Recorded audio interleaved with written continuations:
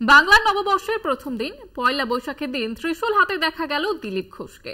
এদিন সকালবেলায় বর্ধমানেশ্বর মহাদেবের মন্দিরে পুজো দিতে যান তিনি এবং মন্দিরের তরফে ত্রিশূল দেওয়া হয় বলে তাঁর দাবি। তিনি বলেন, যখন এই বিশ্বে পাপ এবং অশুভ শক্তির প্রভাব ফেলেছে তখনই মহাদেব ত্রিশূল হাতে তুলে নিয়েছেন। ত্রিশূল হাতে স্বচ্ছ রাজনীতি করতে চান বলে জানিয়েছেন দিলীপ ঘোষ।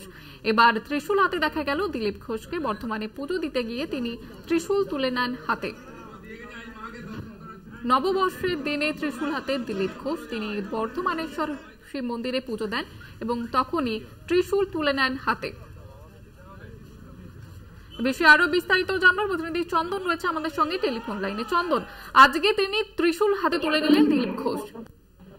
হ্যাঁ, একদমই। যেটা দেখো, আজকে সকালবেলায় যে চা চক্র ছিল বর্ধমানে যে কল্পতরু মাঠ আছে, সেই মাঠে কল্পতরু মাঠে, তারপরে তিনি চলে যান সোজা বর্ধমানেশ্বর মন্দিরে।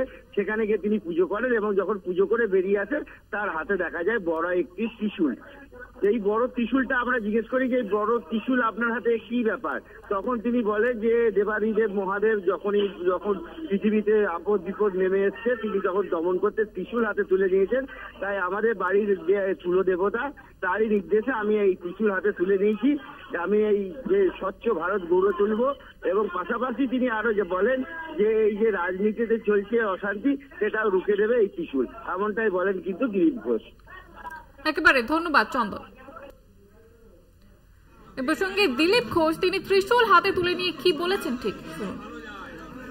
আজ বাংলা নববর্ষের প্রথম দিন সকালবেলা আমরা বর্ধমানেশ্বর মহাদেবের দর্শন এবং পুজো করলাম। বাবার ওখান থেকেই ত্রিশূল লাভ হলো। বাবা যখন এই বিশ্বেতে পাপ আর শুভ শক্তির তার বেড়েছে প্রভাব, তখন তিনি ত্রিশূল হাতে তুলে নিয়েছেন, তাণ্ডব নৃত্য করেছেন। তো তারই প্রেরণায় আমার কুলদেবতা মহাদেব স্বয়ং, তো তার ত্রিশূল নিয়ে আমরা অভিযান করে স্বচ্ছ ভারত আর স্বচ্ছ রাজনীতি করতে চাই। ত্রিশূল তার প্রতীক। কোনো ভয় কি আত্মরক্ষার জন্য? আত্মরক্ষা আছে না, দেশ রক্ষা।